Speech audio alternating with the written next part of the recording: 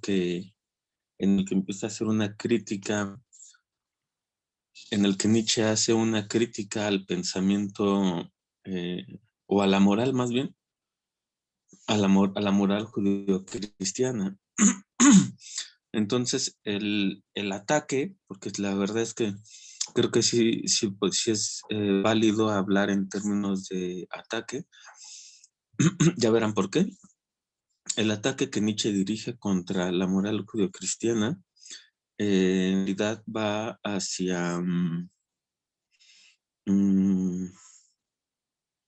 la crítica a un tipo de hombre.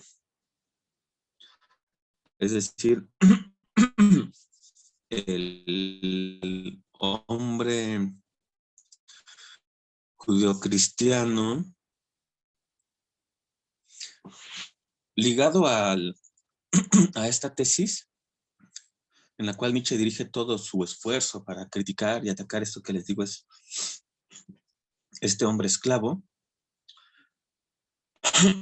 que es el judío cristiano. Nietzsche también tiene una fuerte preocupación porque este hombre sea el último hombre.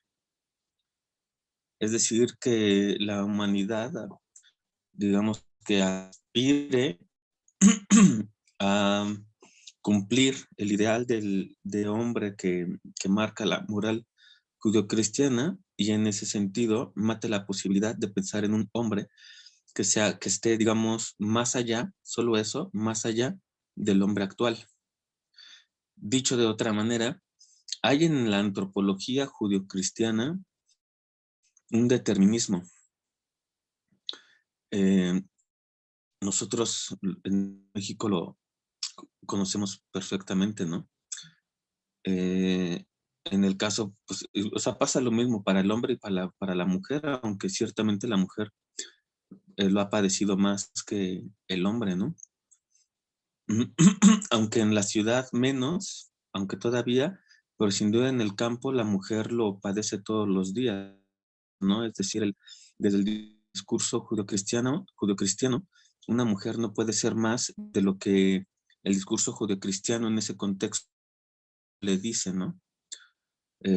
Por ejemplo, no sentir placer, disfrutando de su propio cuerpo, y entonces pues solo se vuelve como el medio, ¿no? Para traer hijos, es decir, para procrear, pero no para el placer, el silencio en el que está la mujer, y por otro lado, pues también la concepción, por decir algo, pero por otro lado, pues también la concepción de hombre que se tiene en el judio-cristianismo. Y también en ese sentido, pues hay una predeterminación metafísica en la que el hombre no puede ser más de lo que pues marca precisamente la moral judeocristiana. Entonces, Nietzsche ve en esa postulación de esto que les digo, puede ser el último hombre, una especie de cancelación del hombre como proyecto, del hombre y de la mujer, ¿no? Como proyecto. Hay, también yo lo sé, o sea, podrían decir, oye, pero estás cometiendo un error, ¿no? Porque Nietzsche no piensa en la mujer. Desde luego que hay muchos capítulos en los que se expresa bastante mal de la mujer. Hay muchos textos donde pareciera que hay una especie de misoginia.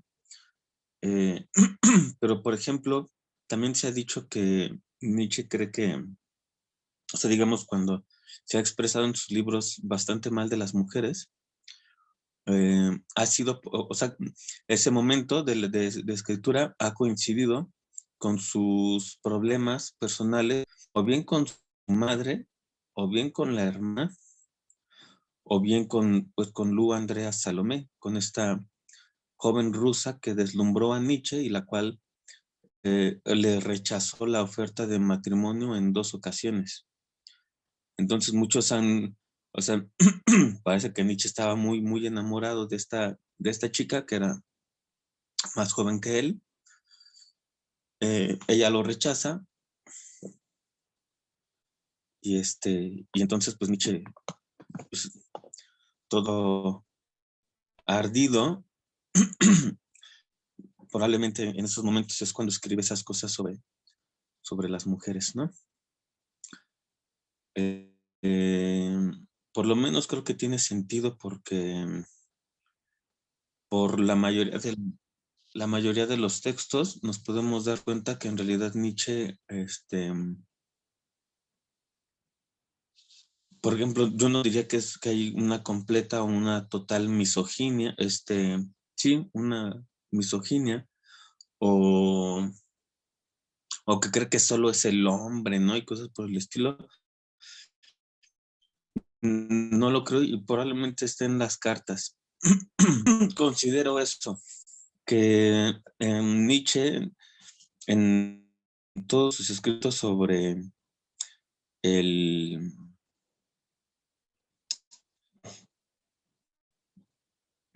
sobre la crítica del judio-cristianismo, o sea, lo que le molesta, lo que le preocupa es que hay una cancelación de una posibilidad abierta de hombre y de mujer, algo que va a ser muy abordado por el existencialismo francés en el siglo XX, tal cual Sartre se refiere al hombre como proyecto, tal cual, ¿no? Eso es el hombre proyecto para Sartre. Por ejemplo, Foucault eh, dice, bueno, sí, ya Nietzsche hizo gran parte de la tarea por nosotros matando a Dios, ahora nosotros tenemos que matar al hombre. La famosa muerte del hombre anunciada por Foucault. ¿Qué quiere decir la muerte del hombre en Foucault? Mm, esto, matar, acabar con una concepción de hombre, por ejemplo, o de mujer, o como pedagogos me parece que es importante también de niño o de niña. Pienso mucho en las infancias trans en América Latina, ¿no? Entonces, creo que las infancias trans son una especie de superación del concepto que tenemos de niño desde el judio-cristianismo. Pues como prueba de esto está todas las declaraciones que hacen en Roma sobre las trans y de hecho sobre lo trans, vamos a decir en general, ¿no? Entonces, ¿por qué les resulta tan chocante? Porque es un nuevo concepto de hombre, es un nuevo concepto de mujer, es un nuevo concepto de sexualidad, es un nuevo concepto de infancia, ¿no? Es decir, es un nuevo tipo de, si quieren verlo así, de sujeto, para no decir hombre o mujer, porque precisamente es lo que no quieren, ¿no? Ser ubicados en ninguno de esos dos. Por decir algo, saben perfectamente a qué me refiero. Eh, etcétera, etcétera, etcétera. Bueno, ahora este libro, La genealogía de la moral, les decía hace 8 días, es un libro que se publicó en 1887. Tiene 3 tratados. Nosotros vamos a platicar sobre el segundo, culpa, mala conciencia y similares. El título completo del libro es La genealogía de la moral y en alemán dice Eine Streitschrift zur Genealogie der Moral, eine Streitschrift. Entonces el título del libro, y es importante, se llama Un escrito, el Schrift polémico. La genealogía de la moral, un escrito polémico. ¿Por qué es importante esto del subtítulo de la genealogía de la moral? Nietzsche, como les comenté comentamos hace 8 días, Nietzsche estudió filología, ¿se acuerdan? Que se va a Leipzig y después se va a Bonn, termina en la Universidad esta de Basilea en Suiza, etcétera, siendo un maestro con el que aprende griego, latín, un poco de hebreo bíblico, etcétera. Bueno, entonces estudia filología. Nietzsche, de hecho, es uno de los grandes filólogos en Alemania, ¿no? Renovó el estudio de la filología en Alemania. Entonces es alguien que conoce las palabras, es alguien que conoce el sentido y el significado de las palabras. Entonces, él, al poner aquí un escrito polémico, hay que pensar en polémico. ¿Y de dónde viene polémico? Viene del griego polemos. Polémico viene del griego polemos. Entonces tenemos un escrito polémico. Polemos es una palabra muy, muy, muy usada. O sea, frecuentemente aparece en Aristóteles, en Heráclito. Pues resulta que Heráclito es uno de los presocráticos, o bueno, preplatónicos, como Nietzsche los llama, de los preplatónicos preferidos por Nietzsche. Sí. Heráclito es aquel, el de, ¿se acuerdan? El del río, que dice que entramos y no entramos al mismo río. ¿Mm? Porque cree que todo es movimiento, que todo está en constante devenir. Todo. Nosotros mismos, aunque no lo queramos. Por eso Heráclito era tan odiado por Platón, porque para Platón es el ser, ¿no? El ser. Y el ser es. Y para Heráclito el ser es movimiento. Por eso Nietzsche va a estar del lado de Heráclito y no de Platón, porque para Nietzsche todo es eterno retorno, es decir, todo es movimiento. Eso en griego es pantarrei. Si todo es movimiento, yo hoy me meto a las aguas de un río y me meto mañana y no es el mismo río ni las mismas aguas, porque todo cambia y cuando cambia deviene diferente. Nosotros mismos en sentido estricto, y no es metafísico, en el sentido físico del término, cada uno de nosotros es y ya no es el que fue ayer. Es como si cada día muriera un ser y renaciera otro, todos los días. O sea, Nietzsche está abriendo ahí la diferencia a partir de Heráclito. Entonces, el otro término importante en Heráclito es este de Pólemos. Y Pólemos en Heráclito aparece en el fragmento que dice, la guerra es la madre de todas las cosas. La guerra, que en griego es masculino, hopólemos. ¿No? En griego es masculino, hopólemos. En español, pues es femenino, ¿no? La guerra. Entonces, hopólemos, polémico. Nietzsche es muy, muy, muy inteligente al ponerle como subtítulo a la genealogía de la moral un escrito polémico, porque sabe que polémico es polemos y polemos es guerra. Es decir, que la genealogía de la moral, este librito tan importante, es un libro para pelear. Por eso les decía atacar, ¿no? Y me parece que es pertinente. Nietzsche va a atacar, va a pelear. Este libro constituye aquella categoría que en Deleuze se llaman libros máquinas de guerra. ¿Sí? Hay libros máquinas de guerra o libros polémicos, pero en el sentido etimológico, ¿no? Vigilar y castigar de Foucault, yo creo que es un libro máquina de guerra, es un escrito polémico, ¿no? Es un escrito polemos para pelear. El Capital de Marx es un libro polemos, es un libro máquina de guerra. La genealogía de la moral es un libro polemos, por ejemplo. En América Latina también tenemos libros polemos. Desde mi punto de vista, por ejemplo, Educación y lucha de clases de Aníbal Ponce es un libro polemos, ¿no? Por ejemplo, Las venas abiertas de América Latina, de Eduardo Galeano, es un libro polemos. Tú lo lees y ya te cambia la concepción, ¿no? Es como si, vamos a decir, se desarrollara en nosotros un instinto de guerra. Es muy interesante porque Nietzsche, a partir de que hace una crítica judeocristiana, empieza a utilizar y cada vez más verbos bélicos.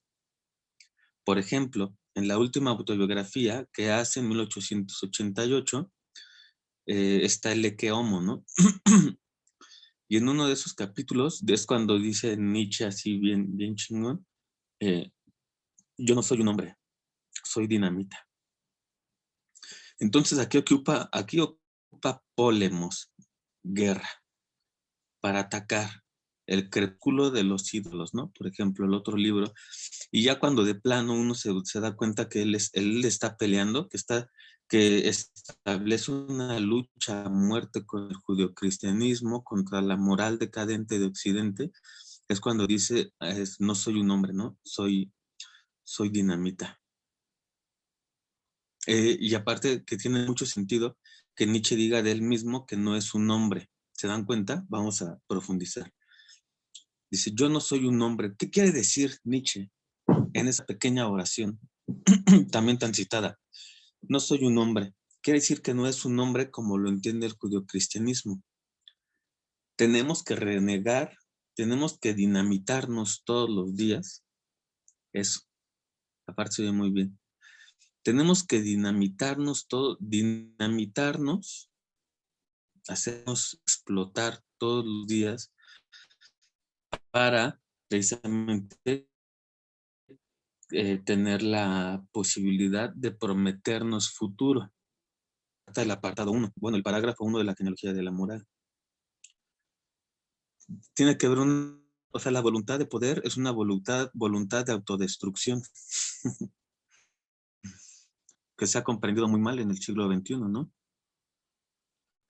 Porque se queda en una voluntad de autodestrucción sin terminar en una voluntad de reconstrucción, digamos, ¿no? O lo que ahora la gente que lea Derrida utiliza, y aunque no, el término de la deconstrucción. Pues está muy bien, por supuesto, sí, eso está en Derrida, que es nietzscheano también, o le debe mucho a Nietzsche, ¿no? Con la deconstrucción. Pero me parece mucho más nietzscheano decir dinamitarnos, de crear en nosotros una voluntad de autodestrucción. Es decir, ¿qué tendríamos que destruir en nosotros? Nuestro ser hombre, nuestro ser mujer, nuestro ser niño, heredado del judeocristianismo. No te toques ahí, no sientas placer. Ataca al instinto, ¿no? Culturalmente ataca a la naturaleza. Hay un desprecio por lo natural, por lo inmanente, por el mundo físico tal y como es, que viene dado solo por la cultura. Ahora la cultura pues, es una cultura de esclavos, una cultura judeocristiana, una cultura para sujetos serviles, una cultura para obedientes, para esclavos, pues. Entonces Nietzsche precisamente, cuando dice no soy un hombre, soy dinamita, hay que detenerse con casi como con cualquier cosa con Nietzsche, hay que sentarse y decir qué quiere decir, ¿no? A mí me gusta imaginármelo, escucharlo, pero así en la voz de Batman, ¿no? Sí, bien chingón. Ya saben en cuál trilogía de Batman, ¿no? En la de Christopher Nolan. Hacía Nietzsche diciendo, I'm not a man, I'm dynamite. Así con toda la voz bien chingona que le ponen a Batman. Porque ciertamente Nietzsche ya no era un hombre, ya estaba más allá del bien y del mal.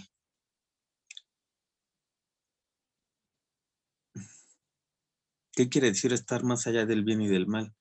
Que ya no le importa lo que diga la sociedad pues, está bien decadente, ¿no? Si de verdad tuviéramos que regir todo nuestro orgullo o toda nuestra esperanza por, por lo que dicta la moral decadente de Occidente, pues vean a dónde nos va a llevar, ¿no? Y por supuesto que esto es pedagogía. Detrás de todo currículo, me parece que hay una antropología. O sea, los que hacen teoría, diseño y evaluación curricular tendrían que ser conscientes de que al elegir unos contenidos y no otros, lo hacen porque detrás de su decisión hay una idea de hombre y de mujer y de niño. Ajá. Por eso es que yo la verdad no lo he hecho en saco roto para nada.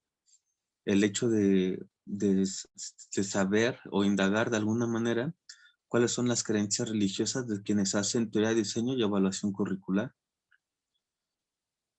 Porque seguramente como una acción inconsciente o por lo menos no completamente consciente, en ellos la que se va quedando en la selección de conocimientos. ¿Por qué saber algo y no saber otra cosa? Lo que Foucault llama precisamente circuitos reservados del saber. Esa es otra forma muy nietzscheana, muy Foucaultiana, de llamarle al plan de Dios, ¿no? Un circuito reservado del saber con una antropología de fondo. Por supuesto, una selección de saberes nos determina a nosotros. Si nosotros supiéramos otros conocimientos, es seguro que nuestro ser sería otro. Aquí tal vez ya estoy metiendo más a Foucault, perdón. O sea, en Foucault el ser viene de, y el ser es histórico, no es un ser metafísico. El ser depende de relaciones de saber y poder. Ahí está, es todo Nietzsche, ¿no?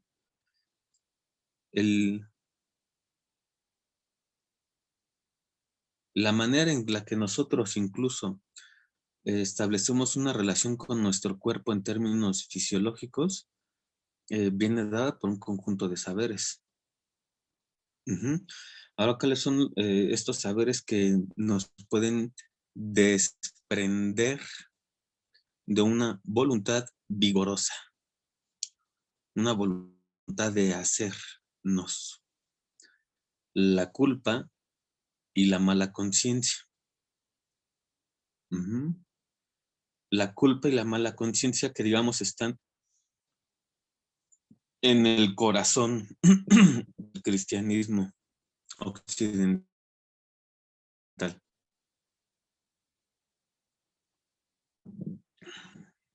Porque con pequeñas modificaciones, el cristianismo que se vive, por ejemplo, en Europa del Este, no se ve en Europa occidental o, por ejemplo, en América Latina, ¿no? El cristianismo de Europa del Este es ortodoxo, ¿no?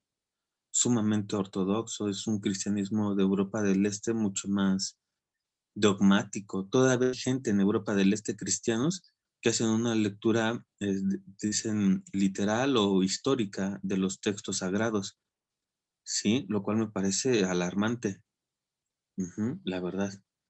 O sea, ¿qué quiere decir hacer una lectura literal o histórica de los textos sagrados? Que ahí dice que hubo un diluvio y que salvaron en una arca a los parejas de animales, pasó. Que si hablan de plagas en Egipto, cuando Nabucodonosor no quiere liberar al pueblo judío, eso pasó. Y entonces llovió fuego y cosas por el estilo. Cada quien, pero por lo menos es de llamar la atención que pues, se haga una lectura literal o histórica de los textos sagrados, ¿no? Sobre todo del Antiguo Testamento, que es muy diferente del Nuevo Testamento, ¿no? Para empezar, uno es el Verbo y el otro es Jesús, etcétera, etcétera, etcétera. Pero bueno, finalmente, en el corazón de este cristianismo está la culpa y la mala conciencia. Si estoy asumiendo algo, por favor, corríjanme. Vamos a la misa católica, por lo menos, estoy asumiendo que en algún momento han tenido alguna relación con la misa católica, y precisamente llega el momento de la liturgia. En ese momento los creyentes están hincados, lo que me parece horrible, están hincados y se tienen que llevar la mano al pecho y decir, ¿alguien sabe qué dicen? Por mi culpa, creo. ¿Así? ¿Te lo sabes completito? No, solo me sé esa parte. ¿Quién lo ayuda? Dicen por mi culpa varias veces, ¿no? Para empezar. ¿No? ¿En serio? Pues sí, como por mi grande culpa, ¿no? O sea, muchas veces, por mi culpa, por mi culpa, por mi grande culpa.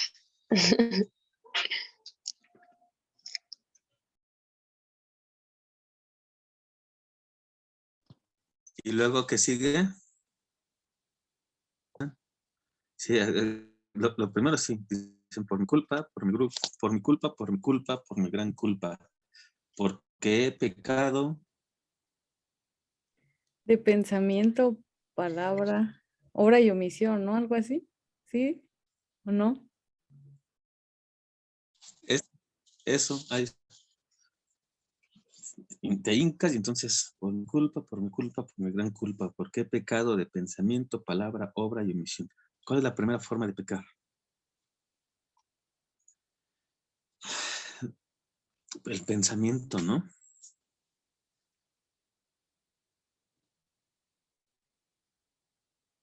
Bueno, es muy interesante. ¿En qué momento se vuelve un pecado pensar en el judeocristianismo? Pero ahí está. ¿Por qué pecado de pensamiento? Entonces, cuando uno peca de pensamiento, ¿qué pasa? ¿Cuál es el resultado de pecar de pensamiento? Se genera la culpa. O sea, el pecado nos lleva a la culpa. Y entonces la culpa, fíjense cómo está avanzando un montón Nietzsche. Lo que dice Nietzsche es que la culpa, como vamos a decirlo así, se enraiza en nuestro cuerpo. Entonces, hagan de cuenta que en ese momento, cuando corporizamos, si quieren verlo de esa manera, cuando corporizamos la culpa, ya tenemos el cristianismo en el cuerpo. Es genial lo que está denunciando Nietzsche. Resulta que el cristianismo se corporeiza, por ejemplo, en la culpa. Una persona que experimenta culpa por lo que hizo o por lo que pensó, aunque no lo haya hecho, porque compensarlo es un pecado, ¿sí? Se empieza a sentir mal corporalmente, fisiológicamente, porque ya tiene el cristianismo. Es cuando alguien que está así muy, muy clavado con el cristianismo, que ya lo tiene en todo su cuerpo, de verdad, ya lo tienen los nervios, ¿sí? O sea, corporizamos, digamos que entra fisiológicamente el cristianismo a nuestro cuerpo. Y entonces cuando, voy a poner algo bien sencillo y ustedes vayan pensando en sus ejemplos. Cuando le decimos a alguien que está bien clavado con eso, que vea esta película de Lars von Trier, la que se llama El Anticristo. No, no, no, ¿cómo crees? No, no, no, eso está mal. Y podría empezar a temblar, ¿no? Y mejor se va. O le decimos a alguien que está muy clavado en el cristianismo que mienta por nosotros. No, ¿cómo crees? Yo no voy a mentir por ti, etcétera, etcétera, etcétera. Cuando estamos en una habitación y hay alguien que es muy, muy, muy, muy cristiana, o muy cristiano, muy, muy cristiano, y estamos, y se comienza a hablar sobre temas de contenido sexual. ¿Han visto cómo se ponen nerviosos y se salen de la habitación? Ay, tú ya vas a empezar con tus cosas, yo mejor me voy, porque su cuerpo no lo aguanta. Es su moral que habla a través de su cuerpo. En ese sentido ya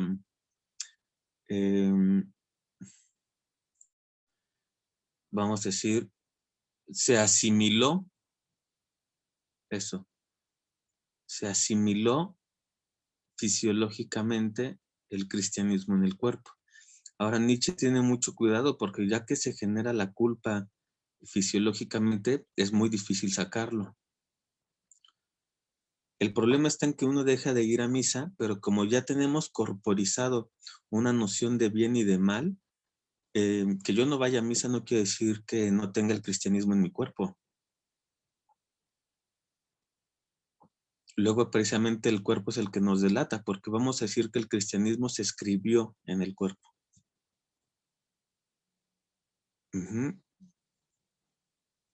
Luego sabemos que alguien es culpable de algo, no habla pero su cuerpo dice, porque el cuerpo nos delata. Foucault, de hecho, tal cual habla así como de signos escritos en el cuerpo.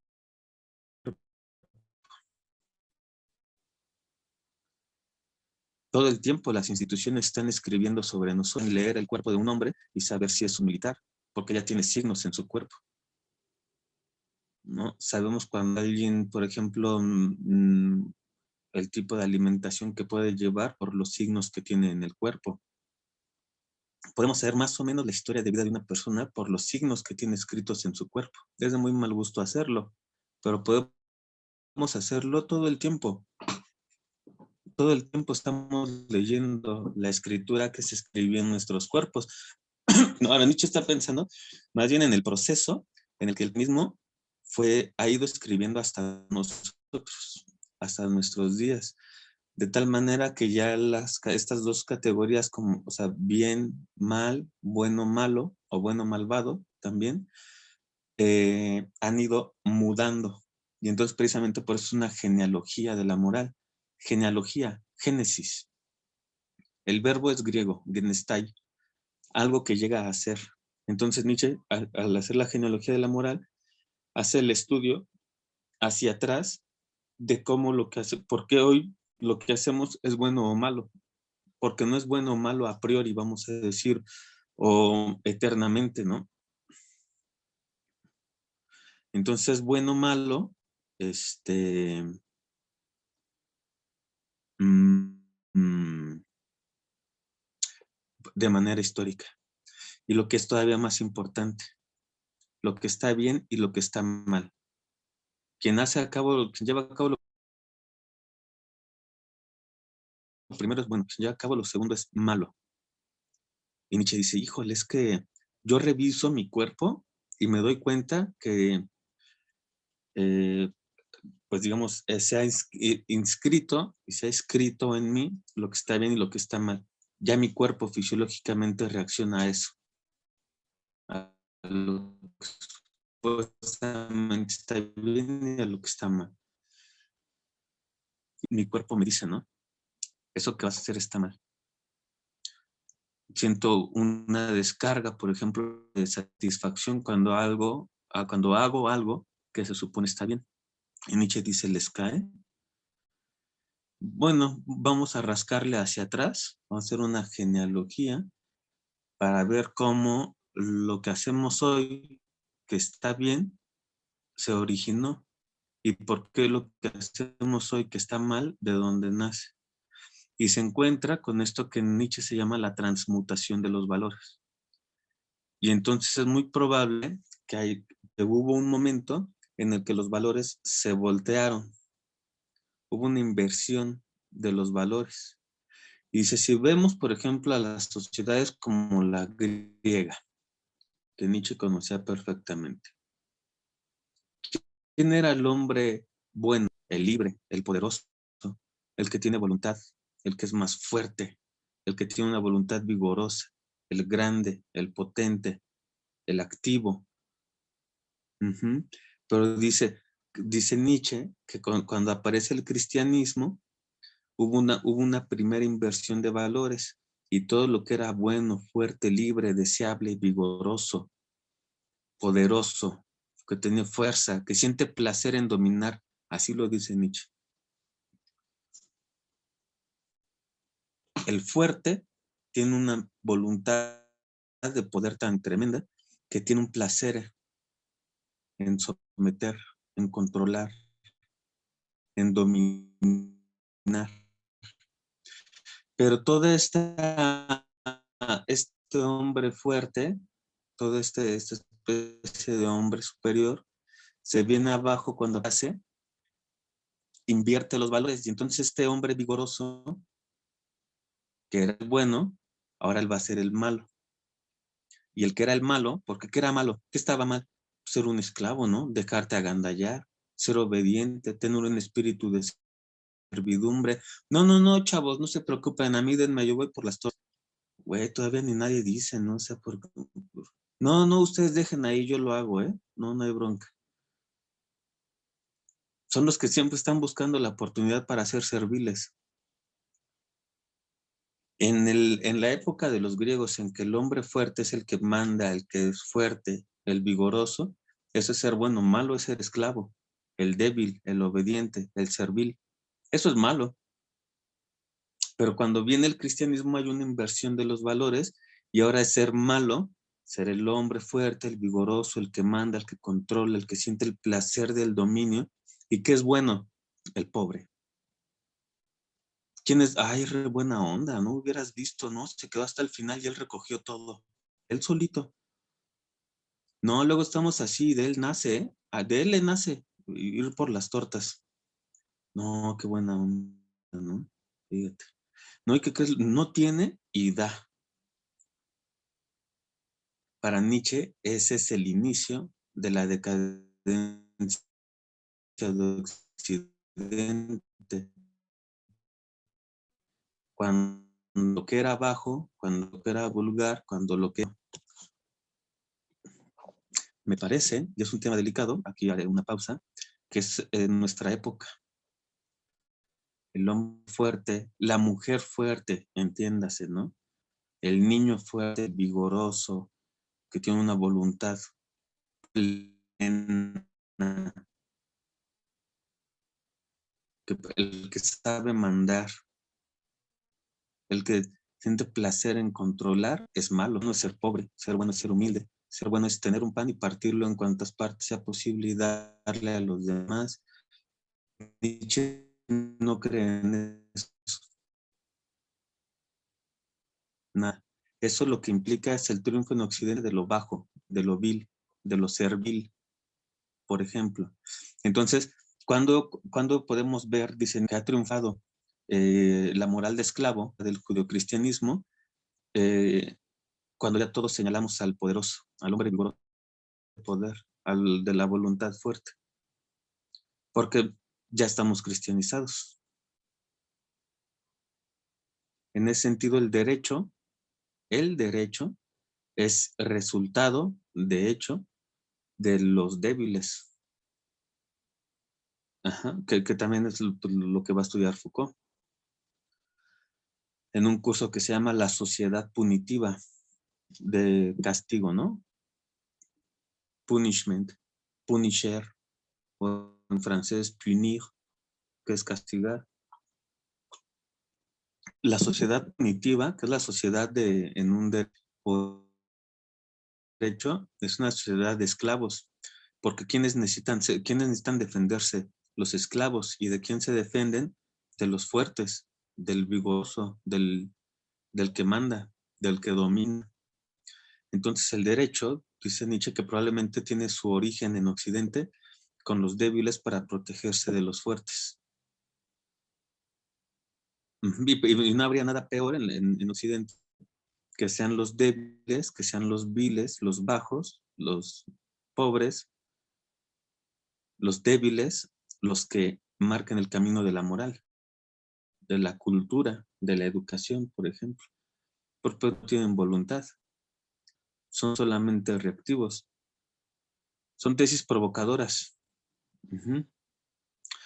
Bueno, ¿qué opinan sobre esto? Sobre esta inversión de los valores.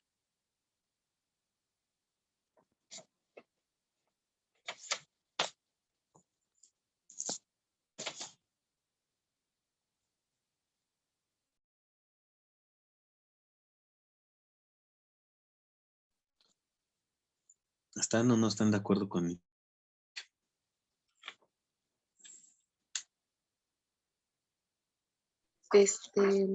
Yo, profe.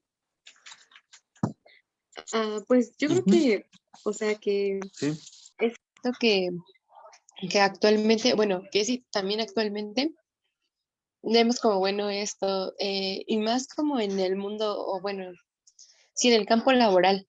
Bueno, ahora yo lo veo mucho como que entre más servil seas y menos reclames cosas, o sea, por ejemplo, que des más tiempo de trabajo sin que te cobren, o bueno, sin que te paguen más, o que no reclames nada a tu jefe, es muy bien visto pues, para las personas, ¿no? Para en general para las empresas. Y entonces, pues tienes más oportunidades de encontrar un empleo con las características porque quizás te van a recomendar, pero es cierto que jamás vas a ser, o sea, que con esas características jamás vas a ser el jefe, por así decirlo. Y creo que es como un discurso que se ha vendido mucho, ¿no? De que la simpleza, de no ser tan, pues sí, tan presumido o presuncioso más bien, y ser sencillo y humilde y servicial, pero solamente para algunas personas, para las que pues siempre vamos a ser trabajadores y para las personas como de la clase dominante, a ellos se les vende un discurso de tener que ser mejores que los demás y ser pues líderes y estas cosas que actualmente pues dicen, ¿no? Entonces, la mayoría sí estamos educados en esta moral como de lo bueno y lo malo de no ser como el líder, por así decirlo. Y pues yo creo que sí es lo que actualmente nos rige a todos, o a la mayoría más bien, no a todos, pero sí a una gran mayoría. Y esa gran mayoría es la que pues normalmente nunca va a llegar a ser como el jefe o tener un puesto más alto, digamos, en una empresa o en la sociedad, como sea que se quiera ver.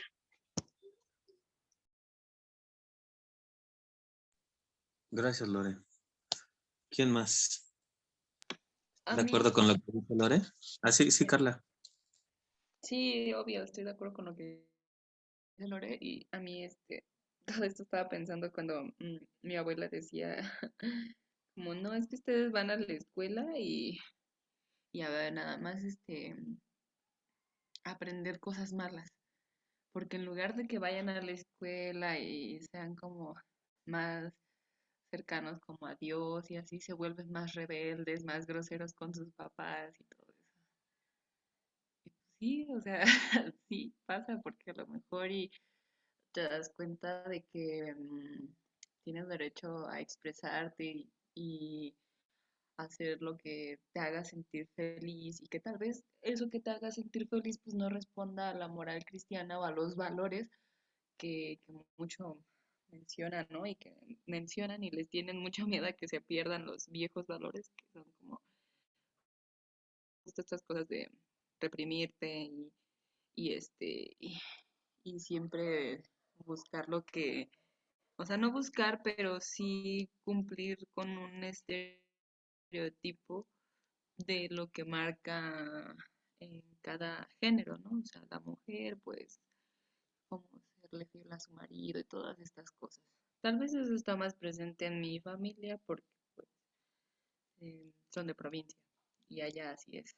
O sea, mi abuela siempre me ha dicho esto como de yo qué sé hacer y así, ¿no? O sea, independientemente de que cómo me va en la escuela, siempre es como de y ya te sabes cocinar y cosas así, porque yo vivo sola.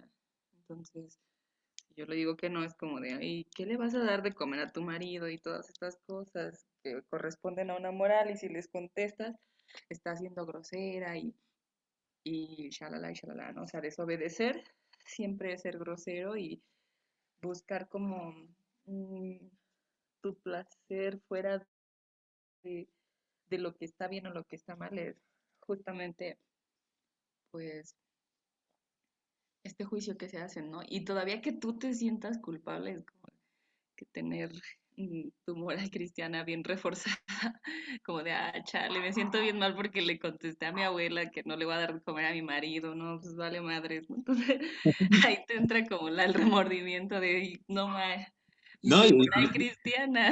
Entonces, y Carla, somos adultos. La práctica sexual, sí, claro. o sea, la culpa que puede sentir una chica en una sociedad machista, Sí, como son en América Latina, por pues tener a los cabrones que ella quiera tener, ¿no? Porque por Exacto. supuesto que la mujer le sufre más, ¿no? Entonces la culpa que siente, ¿y ahora qué van a decir? Ugh, no sé, Sí, todo esto como de, no más, andabas como con 10, 15, no vas a buscar marido porque no te van a querer, porque no eres decente y que no sé qué, y aunque todas estas cosas, ¿no? Y va, tú puedes decir, me vale madre, pero tal vez en tu cabeza luego llega tu conciencia como de, vale madre, todo esto, o sea, como que sí arrastramos cierta moral. O sea, a pesar de que podamos así decir, soy bien punk y la neta, luego te da remordimiento, ¿no? De que estás haciendo mal y así. A mí me ha pasado, aunque luego sí me consuelo yo solita y digo, ya, bye.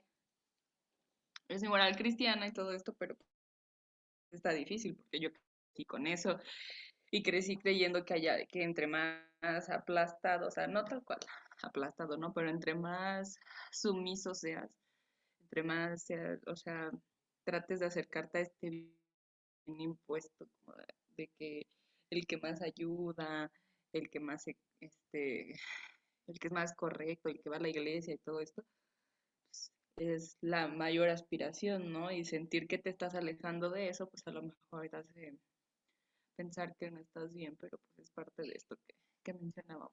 Y pues ya, era todo, ya no me quiero desviar de muchas cosas. gracias, Carla. ¿Quién más?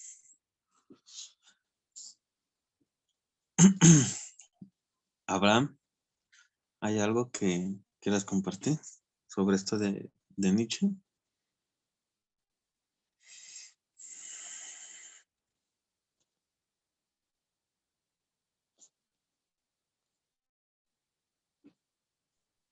No sé, choca mucho con ciertas cosas con las que batallo, ah, batallo para tratar de ya no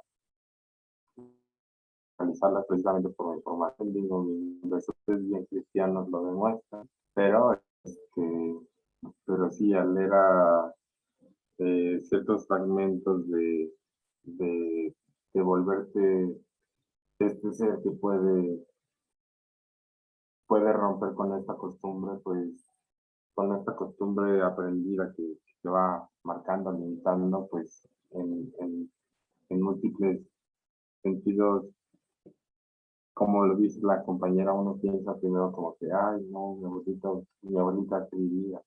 Y, y sí, son ciertas cosas que nos van limitando en nuestro verdadero desarrollo como seres, porque si bien algo que decía y que no logro aclarar es porque sigue manejando como el término de hombre en lugar de ser o individuo ser.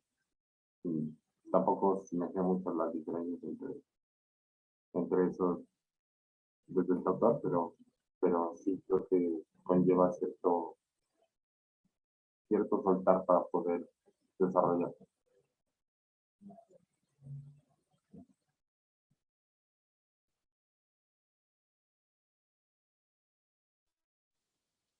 Gracias, Abraham. Claudia, Jessica, Carla, Lorenzo, Naomi, ¿qué opinan sobre esto? De la culpa corporizada, ¿no?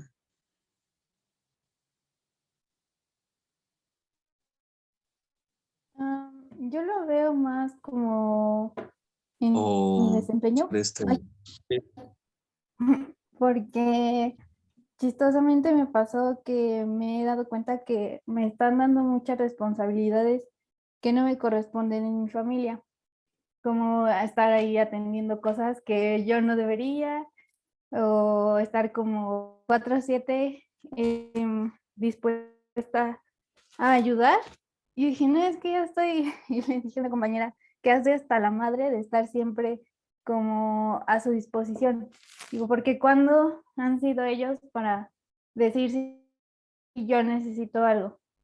Y me dio mucho coraje, porque pues todo lo que he logrado, aunque suene egoísta, pues lo he hecho por mí, por mi esfuerzo, y porque yo le he rascado con garras para llegar a séptimo semestre y para sacarlo, ¿no? Y si ellos no pueden como simplemente ir y hacer actividades que están, digamos, a la vuelta de la esquina. Y luego dije, es que no debería de sentir culpa de no querer ayudarles y de querer como que ya sean independientes, ya son adultos, ya pues hagan de las suyas. Y a la vez siento como sí ganas de ayudar, pero sé que si ayudo también me perjudico a mí y me sigo lastimando. Y son así como varias cosas en la vida y que he dicho, chale, ¿cómo crecimos con esta idea de que tenemos que estar siempre y que priorizarnos es como lo peor que podemos hacer? Y ahora que digamos, entre comillas, soy egoísta, la neta me siento mucho mejor, ¿no? O sea, estoy más relajada y sé que tengo un chorro de cosas que hacer, pero ya sé que las tengo que hacer y que las voy a sacar y que todo va a estar bien, pero que ya no voy a estar como respondiendo de, ay, sí, yo te ayudo, o ay, sí, yo lo hago. Y sí, no sé, como que se la supo nuestro querido Nietzsche con esta idea de la culpa, porque sí dio en algo que, incluso en la comida, en lo que vestimos, o sea, en todo podemos sacar culpa por estar pensando que somos egoístas o que no somos egoístas. Y sí fue toda una bola ahí de estrés que tuve, pero ya todo bien. Creo que eso que dijiste está muy chido de que ya no te sientes, o sea, que te sientes incluso bien siendo egoísta, ¿no? Porque entonces ya, en términos nietzscheanos, pues ya es la voluntad de, y eso, ya se tiene voluntad. O sea, por eso es que se dan cuenta, ahorita que te escuchaba, pensaba muy bien en que ya probablemente ya esté completamente clara la oposición Nietzsche-Kant, porque para Kant es el imperativo categórico y ver siempre al otro como fin, no como medio. Para Nietzsche son patrañas, ¿no? O sea, no es cierto. Por eso, probablemente en Kant no hay filosofía, sino pura teología. Nietzsche dice, si debo tener una propiedad, yo quiero ser mi propiedad. No tiene ningún problema Nietzsche ya en ponerse por delante, vamos a decir, del resto de las personas. Pensar en lo contrario es todavía pensar cristianamente, por supuesto, por supuesto, ¿no? O sea, la verdad es que quitarnos la culpa cristiana, porque, o sea, está bien cabrón, está bien difícil porque de verdad ya está en el cuerpo. Ajá.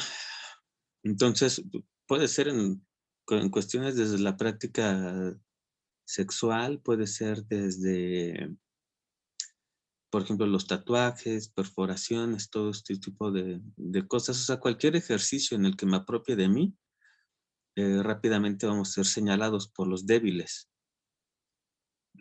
O sea, lo que Nietzsche diría es eso. Vivir es un arte, ¿no? Hay que atreverse a vivir. Dice, la verdadera obra de arte no es los libros de Shakespeare, no es la pintura de Van Gogh. La verdadera obra de arte es hacer de tu vida una obra de arte. Y ahí Nietzsche está citando a Voltaire, a quien, por cierto, le dedicó Humano, demasiado humano, ¿no? Uh-huh. Hasta la verdadera obra de arte es hacerse una obra de arte. Es lo que Foucault va a llamar, fíjense qué término tan bonito, estética de la existencia. Pero probablemente para los ojos de los demás, nuestra obra de arte sea más como pues una obra así media rara, ¿no? Porque no están acostumbrados a atreverse. Pero en el caso de Nietzsche, no tienen la voluntad. Hay un chingo de personas que lo han imaginado, ¿no? Que lo han pensado y rápido aparece la culpa, ¿no? Ya no tengo que pensar eso, ¿no? ¿Por qué veo a esta persona y pienso estas cosas? Eso está mal. Güey, pues ella, una amiga se sentía mal siempre, ¿no? Porque siempre estaba encuerando a un cabrón que le gustaba en la clase. Y no, o sea, tenía que dejar luego de entrar porque no la dejaba, ¿no? O sea, las imágenes que ella se iba creando la atormentaban después, porque en ese momento son placenteras. Pues ahí está claro todo el cristianismo, ¿no? Y eso pasó a la escuela, bajo la voluntad de saber. Pues hablamos de buen estudiante, mal estudiante. Y Nietzsche dice, ¿en qué momento? O sea, la educación tiene que ver con la epistemología. Saberes, no saberes, verdades, etcétera, ¿no? Pero en qué momento la epistemología se moralizó. Buen estudiante, mal estudiante. Es decir, la moral juzga la epistemología. Pura basura. Y este último es un tema súper interesante. El de ver en qué momento la moral también se apropia de la epistemología. Y entonces ya no calificamos a alguien su saber, que es epistemología, no desde la epistemología, sino desde la moral. Eres un mal estudiante, ¿por qué? Tendría que ser con criterios epistemológicos, pero los calificamos o los evaluamos o los valoramos, con criterios morales, porque la moral ya está en todos lados. ¿Y qué pasa cuando a una chica que es de 10, de 10, de 10, llega a la Facultad de Filosofía y Letras y le entregan su ensayo con 7?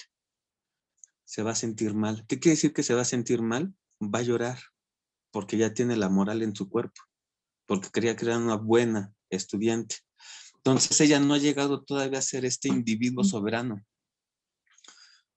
del que habla Nietzsche aquí en la genealogía de la moral. Ser un individuo soberano es el que tiene una voluntad vigorosa, una voluntad fuerte, para poder descristianizarse, aunque sea paulatinamente, o sea, digamos, lento pero seguro, ¿no? Es un proceso paulatino, pero sí llega a sacar al cristianismo de su cuerpo, y entonces puede cometer los actos que su voluntad fuerte le dicta, sin sentirse mal o sin desarrollar, porque para Nietzsche, ¿qué creen? Y esto es bien chingón.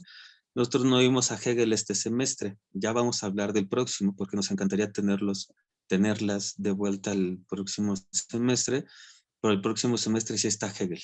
Precisamente vamos a hablar del amo y el esclavo, en la fenomenología del espíritu. Ya en octavo sí nos podemos poner con la fenomenología sin ningún problema, porque es un libro difícil, ¿no? Es que... Pero ¿qué dice Nietzsche? ¿Conciencia? ¿Por qué seguimos hablando de conciencia? ¿Qué es eso de la conciencia? Y luego, ¿por qué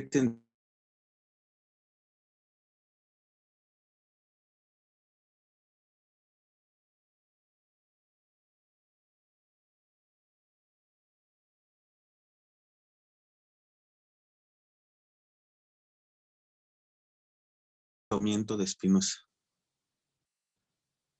No se trata de una conciencia fenomenológica, en tanto que se trata de un entendimiento racional.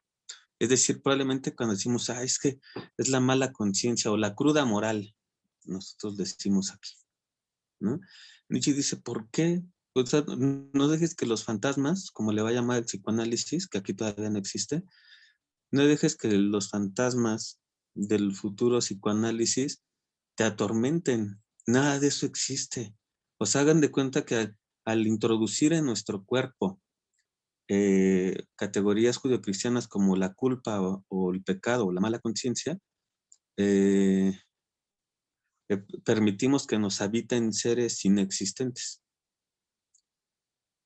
No existe eso de la mala conciencia. Hagan de cuenta que lo inventó el judio-cristianismo, pues para que nos acostemos temprano, para que te levantes temprano, como decía Lore, para que trabajes por un pinche sueldo miserable y no la hagas de a pedo. Para sí, para ser obedientes, para ser serviles, para, como decía Carla, también saber que algo está mal y no tener la voluntad de decirle, te estás pasando de cabrón o de cabrona, ya no puedes seguir tratando de esta manera. Que se va, de verdad, se va tejiendo muy bien con lo del próximo semestre, porque quien dice esto que acabo de decir ahora es Albert Camus. Ese hombre rebelde, el que dice, ya no más, hasta aquí. Antes sí, pero de aquí en adelante ya no. Es decir, el hombre rebelde dice no. que de eso vamos a hablar el próximo semestre. El hombre rebelde dice, no, ya no, hasta aquí, cabrón. Solo que Nietzsche, que todavía no tiene las ideas, por ejemplo, que va a tener Camus sobre los pobres, etcétera, pues toma en cuenta que Camus en realidad es africano, no es del norte de África, entonces tiene un contexto completamente diferente al de Nietzsche. Eso es importante. Nietzsche nunca vio esclavos. Nietzsche nunca vio a negros con cadenas o grilletes en las piernas ni en el cuello. Pero bueno, aparte Nietzsche habla de moral de esclavo, ¿no? No propiamente de estos esclavos que normalmente pudiéramos pensar también nosotros en nuestro contexto.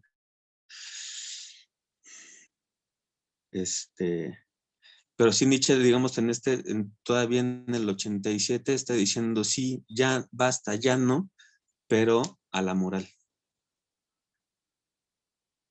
Prácticamente nos está diciendo, ya Dios estando muerto, eres libre de hacer contigo lo que quieras. Ya no tenemos que hacerle caso al discurso judio-cristiano que nos pone un tope hasta ya no más, ¿no?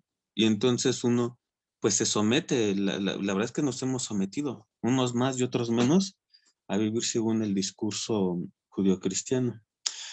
Bueno, en la página 86 hay una cita que condensa bastante bien el pensamiento de Nietzsche sobre el individuo soberano, la voluntad vigorosa, el placer de dominar, etcétera, etcétera, etcétera. Que si se dan cuenta, la verdad es que si uno no se pone al tanto con la lectura, rápidamente nos podemos pasar a una lectura nazi, ¿no? O sea, podríamos cometer el error que hicieron los nazis. Ok, pero ¿qué tenemos en la página 86? Dice Nietzsche lo siguiente. El auténtico trabajo del hombre sobre sí mismo en el más largo periodo del género humano, lo vamos a poner ahí, es el más largo periodo del género humano.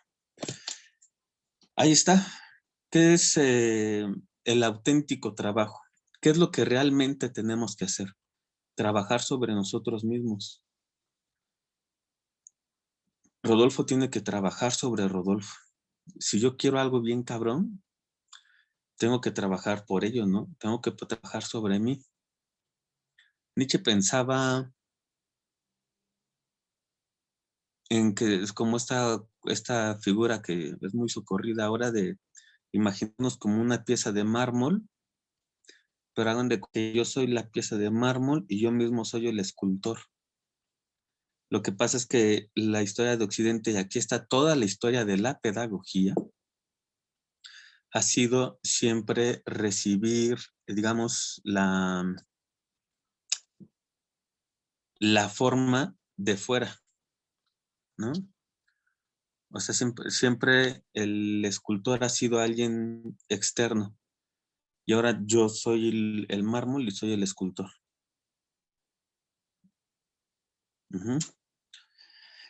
Y bueno, continúa Nietzsche. Situémonos, en cambio, al final del ingente proceso. Allí donde el árbol hace madurar por fin sus frutos. Allí donde la sociedad y la eticidad de la costumbre sacan a luz por fin aquello para lo cual ellas eran tan solo el medio.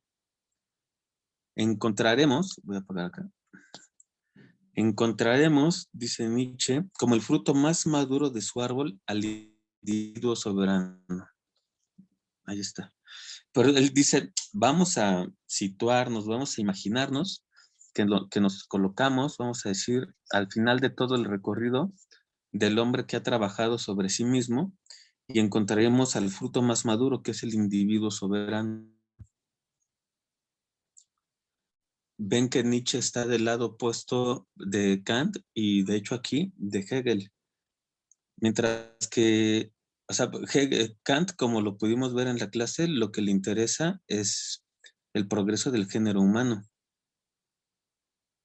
En Hegel, por ejemplo, la historia acaba en el Estado, es decir, en un nosotros. A Nietzsche no le interesa nada de estas cosas. A la chingada el Estado. La historia, ¿qué le importa si no es la historia de uno mismo sobre uno mismo? Es decir, no hay que pensar o dirigir el trabajo de uno mismo sobre sí mismo hacia el Estado, en Hegel, o al progreso del género humano, Kant.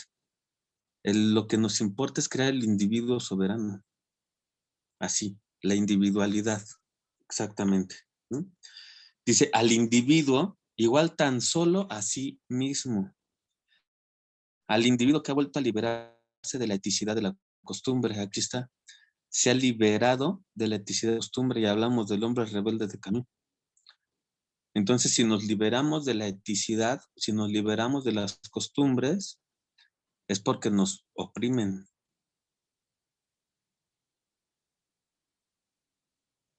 Hay que buscar al individuo autónomo, que se da la ley a sí mismo, situado por encima, fíjense, situado por encima de la eticidad. No solo me libero de las costumbres de la época, me coloco por encima de ellas, porque puedo, porque soy lo suficientemente fuerte como para hacerlo. Si a ti te gusta estar abajo, pues vas a vivir abajo siempre. Pero yo que me quiero liberar de las costumbres, ve nada más cómo estoy. ¿No? Entonces,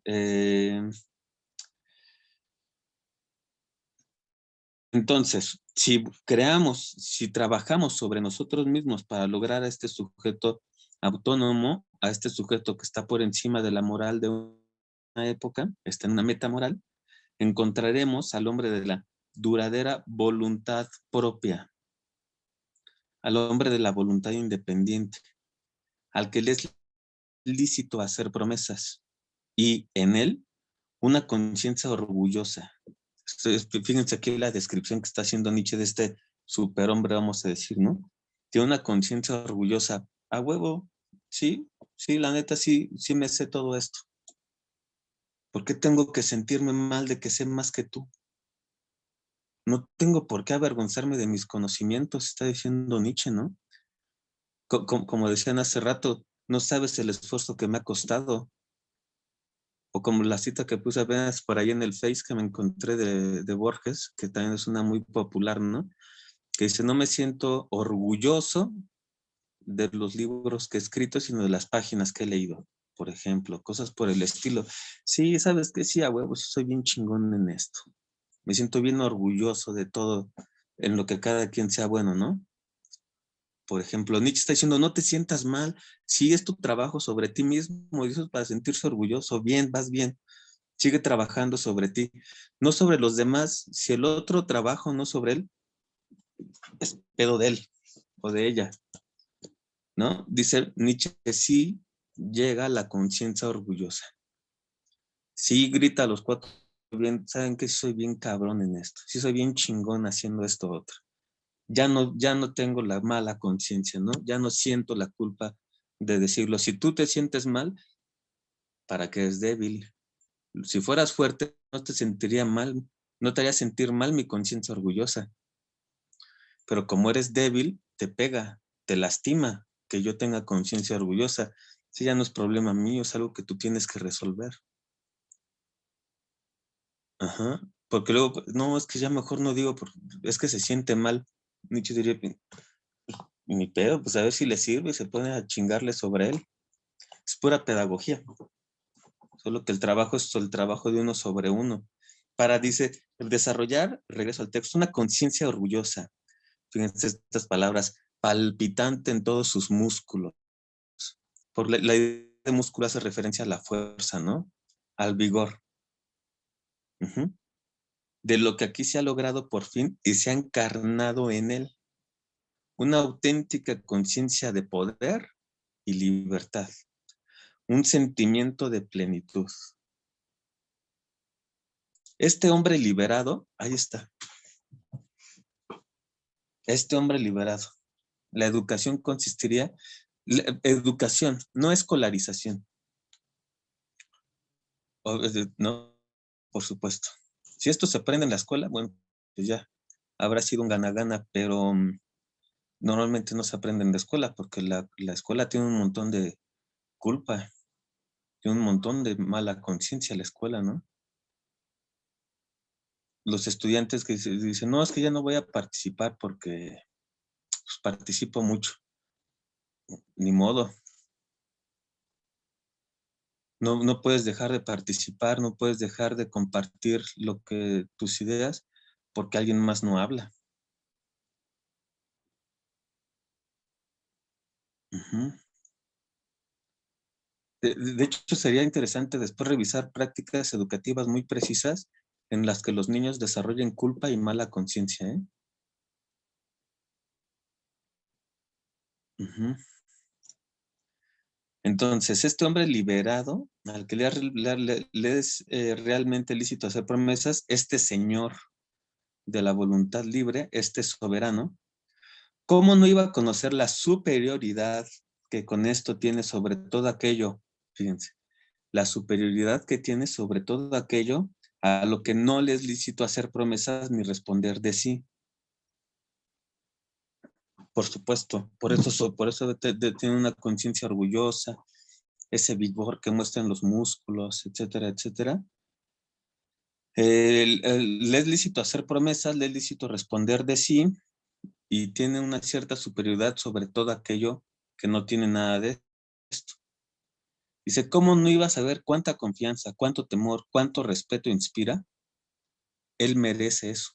Él merece las tres cosas. Y como en este dominio de sí mismo, le está dado, fíjense, esto es fuerte, le está dado también necesariamente el dominio de las circunstancias, de la naturaleza y de todas las criaturas menos fiables, más cortas de voluntad. Este hombre con conciencia orgullosa, con fuerza en los músculos, con una voluntad libre, este sujeto autónomo y soberano, tiene superioridad y control sobre las circunstancias, la naturaleza y los seres más débiles.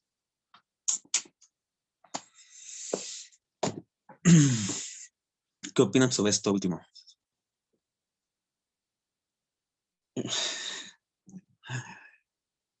Está fuerte.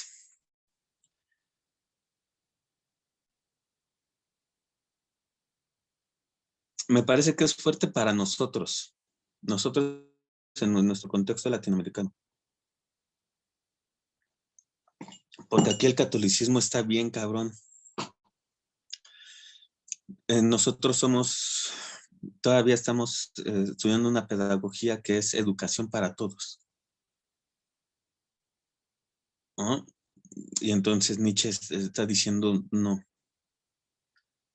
O sea, de hecho, algo tan preciado, algo tan hermoso como la educación, como la cultura, no podría ser para todos.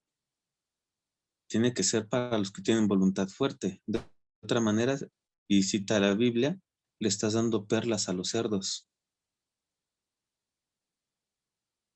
O sea, un cerdo no va a saber que lo que tiene enfrente es una perla, ¿no? Y la va a desperdiciar. O no la va a pelar, etcétera, etcétera. Solo un sujeto autónomo, alguien con conciencia orgullosa, tiene derecho a la cultura. Nosotros tenemos otro contexto, somos de la educación para todos. Nietzsche es más sincero, ¿no? Dice, no es cierto. Necesitamos a alguien que mande. Pero ese que va a mandar no puede no puede ser moral de esclavo, tiene que ser superior. ¿Qué opinan sobre esto?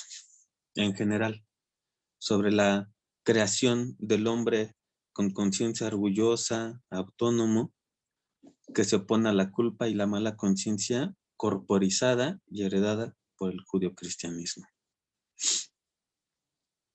Anímense.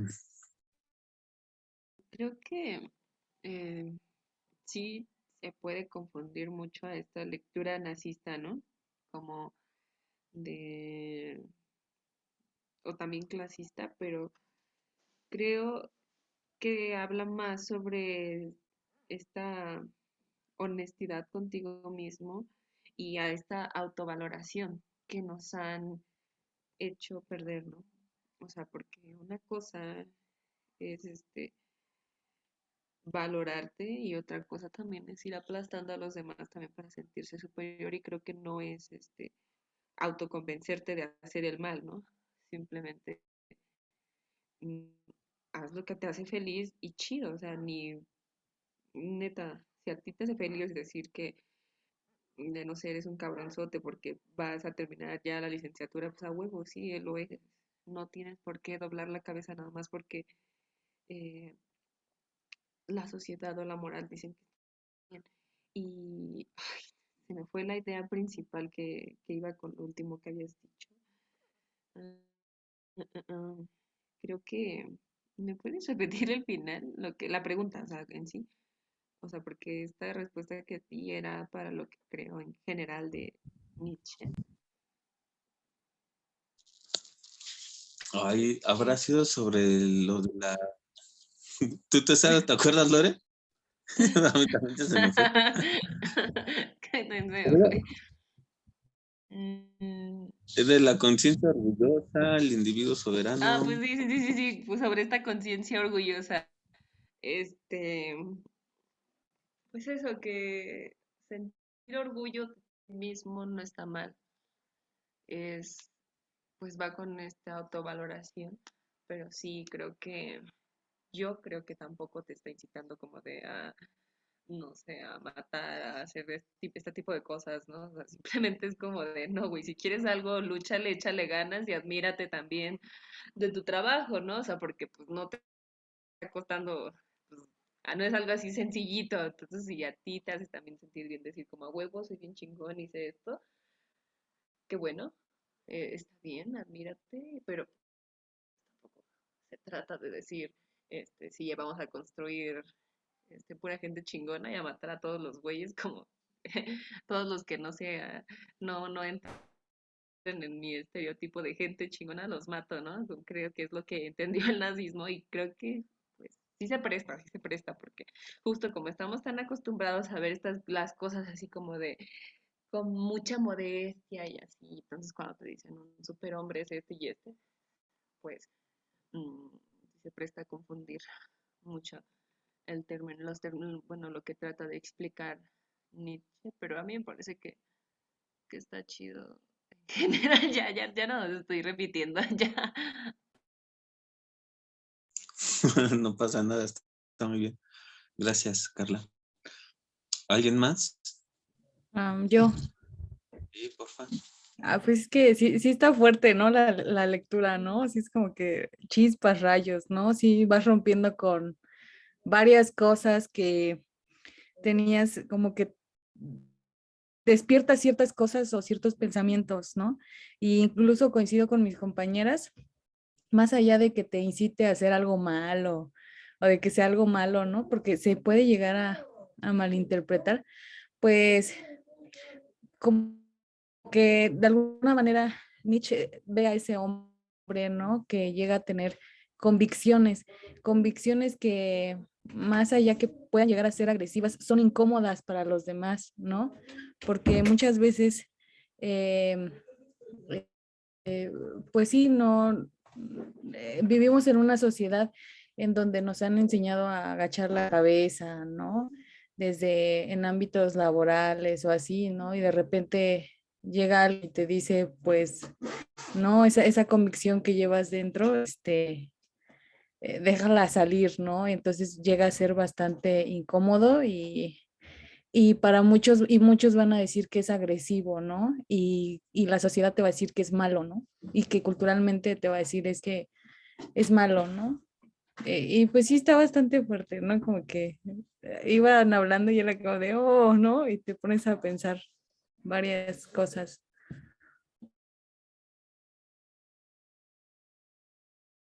Sí, me gustó mucho cómo lo pusiste en términos de dejar que la convicción salga. Sí, es que es cierto. O sea, mucha gente probablemente tiene la convicción, pero rápido le llega la culpa o la mala conciencia o digamos, pues esto del pecado, y ya no lo hacen.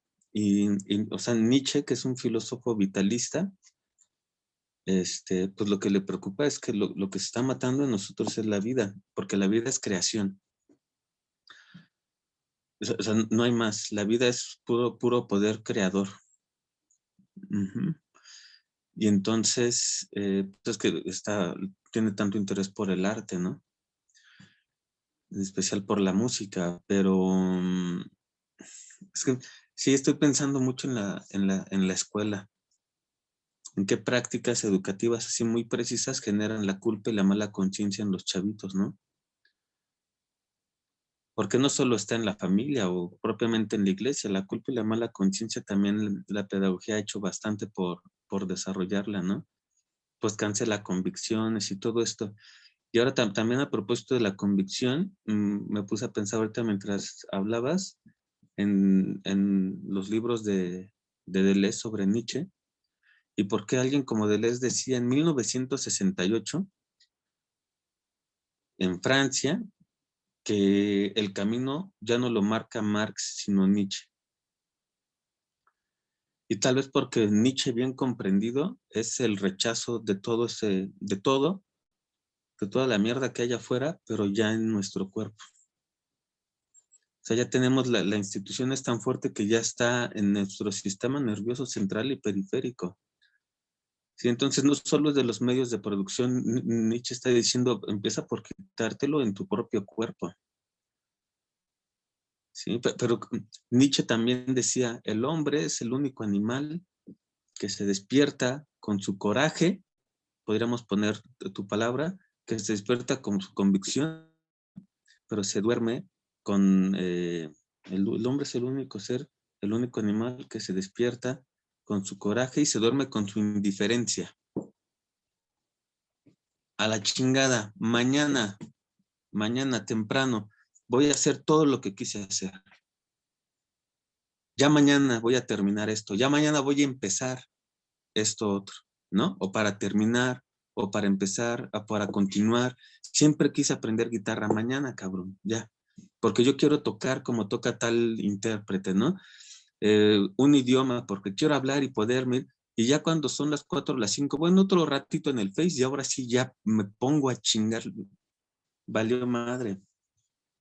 No, ahora sí mañana. Y así se nos va la vida. ¿Qué pasa con el sujeto que en realidad no tiene voluntad, no la conoce? Y eso ya es muy triste. En términos políticos, ya lo hemos platicado en otras clases, quítenle a un pueblo la voluntad y pueden hacer con él lo que quieran. Y bueno, mírenos, somos un pueblo excelente para terminar cosas, pero no para terminarlas. Porque probablemente como personas lo seamos, y ahí está bien lo que decía Carla, ¿no? Si ya estás en séptimo, si ya estás a un semestre de acabar la carrera, pues vas, ¿no? Pues sí, desarrolla la conciencia orgullosa. Porque en un país de gente sin voluntad, donde la mayoría tiene en muchos casos, pues no lo que ellos mismos dicen tener, pues es para sentirse orgulloso, ¿no? Uno está trabajando sobre uno mismo, etcétera, etcétera, etcétera. Entonces, o sea, desarrollar la voluntad de poder, conseguirnos a nosotros mismos, o sea, esperar, yo estoy trabajando ahorita para que cuando cumpla, no sé, 50 años, vaya al encuentro de un Rodolfo que yo quiera, ¿no? De un Rodolfo deseable, vamos a decir, yo sí cada uno. Pero si yo voy a tener 50 años, espero, y me voy a encontrar con un Rodolfo deseable si yo trabajo para tenerlo, para que cuando me encuentre en los 50 años y recuerde este momento, diga, bueno, no me siento mal con este Rodolfo porque yo quise trabajar en él. Si no se tiene voluntad, ya uno fue. Sí, creo que esa es la voluntad. Está muy bien. Nietzsche no está diciendo pasa encima del otro, vas así en el pasillo, ves uno sapeable y sapéalo. No está diciendo sapear a los sapeables, ni mucho menos. Está diciendo trabaja sobre ti. Tú eres el que tiene que ser superior. ¿Alguien más? Anden. ¿Tú, Lore?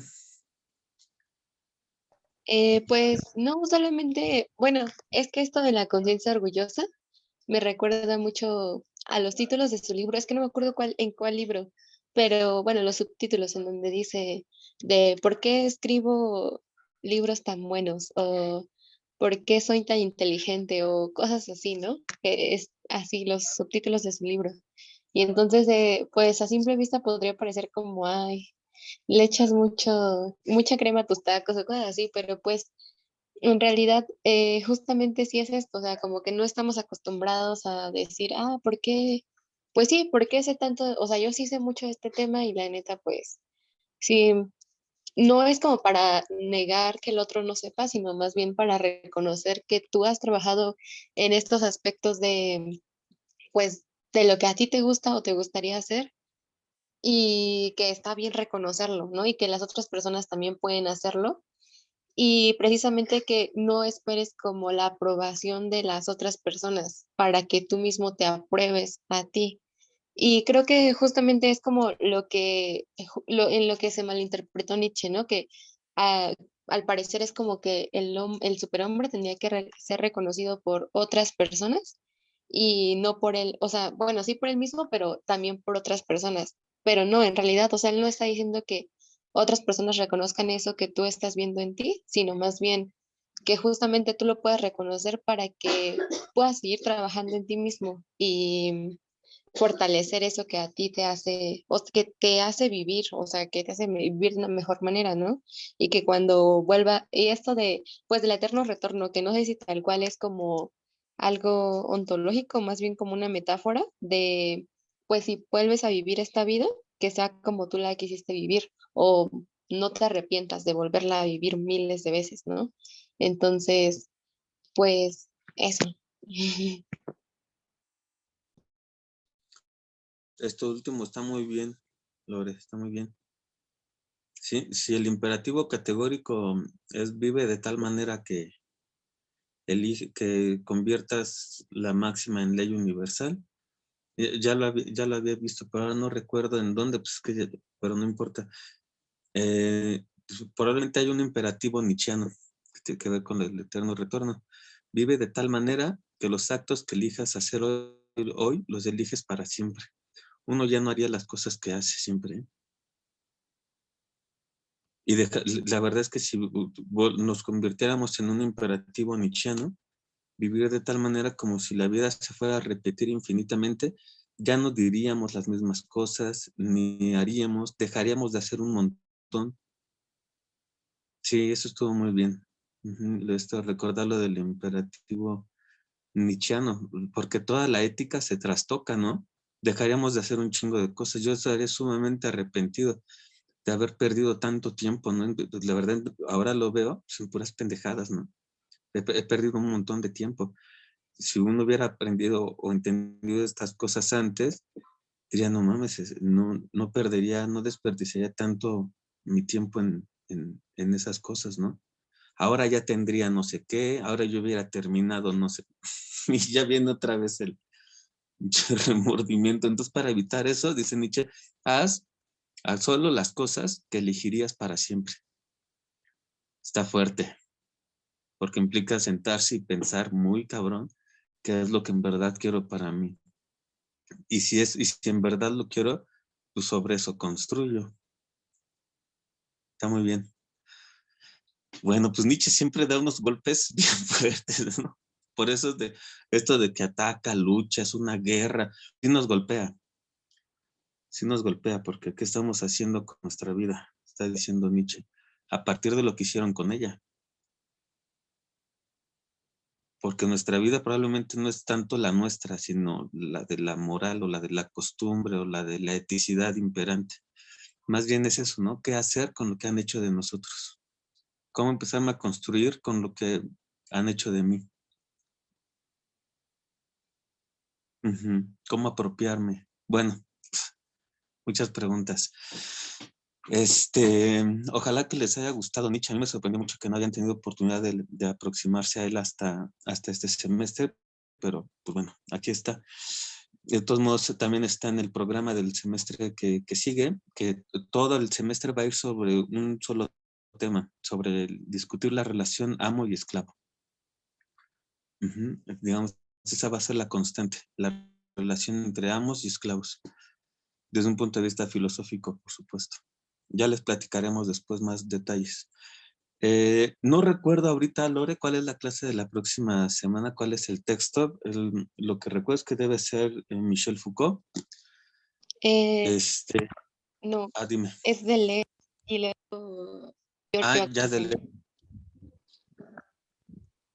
Ok, está muy bien. Entonces, Ujú. les pasamos. No, pues la clase que sigue es contexto, ¿no? Sí, contexto. Sí, Entonces, es contexto y vida de... Ah, vida y obra de Deleuze. ujú, ujú, ok. Entonces, pues nos vemos dentro de 8 días. A lo mejor por ahí, ahorita, al rato, en estos días, Lori y yo vemos sobre algún video o algo así introductorio, tal vez algo Sí. del abecedario. Ah, sí, O eso es no lo que sé. te iba a decir. Ajá, el abecedario creo que es lo más light y está padre. Sí, sí. Entonces Lore les va a pasar un link para que se vean ahí algunas letritas de un abecedario del próximo autor que lo van a amar. Vamos a hacer todo lo posible para que lo amen tanto como nosotros, nuestro querido Guy Deleuze. Es un abecedario y creo que sirve bastante, como dice Lore, para entrarle algunas letras, porque todo el abecedario, desde la A hasta la Z, son como 7 horas. Es bastante. Pues lo que puedan. De todos modos, aquí nosotros introducimos al autor. Que pasen Oye, una... perdón, Sí, dime. va a Ya vas, sonar vas. muy borrego, pero cuando entregamos el video es que yo también ya estaba haciendo mi guión pues, para ver qué onda, ¿no? Y sí sabemos que es hasta el final, pero ¿qué final? En noviembre, diciembre. Sí, ya Sí, para sí, sí. empezar a preocuparme con eso. Sí, ¿no? Y qué bueno que lo dices, porque entonces, ahorita rápidamente les podríamos decir, y al rato cuando Lore les comparte el video, lo recordamos de nuevo. Pero yo estoy pensando en que podrían entregar el martes 14 de diciembre. ¿Les parece bien? Sí, sí, sí, a mí me parece bien, muy bien. Estamos a 16. Sí, Sí, no de hecho. Martes, este martes yo creo que ya no vamos a tener clase ni nada, entonces, nada más se envía, ¿no? ajá, Ok. sí, vieron que el rector sacó hoy el comunicado de que ya quiere que regresemos para terminar el semestre. Sí.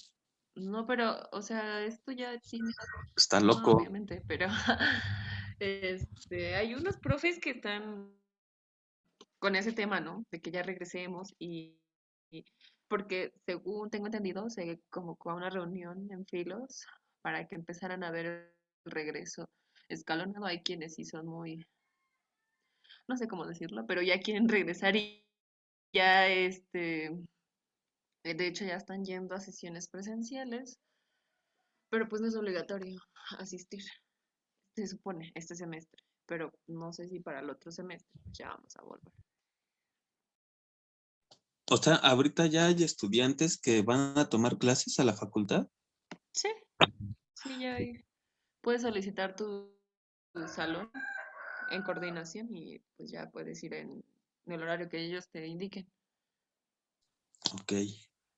Sí, no, bueno, nosotros no. El otro semestre vemos, pero esto ya no le veo.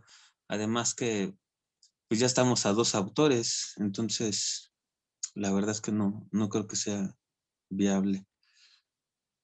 Sí, martes 14 de diciembre, entrega de trabajo final y ustedes deciden si hacen un ensayo o un video.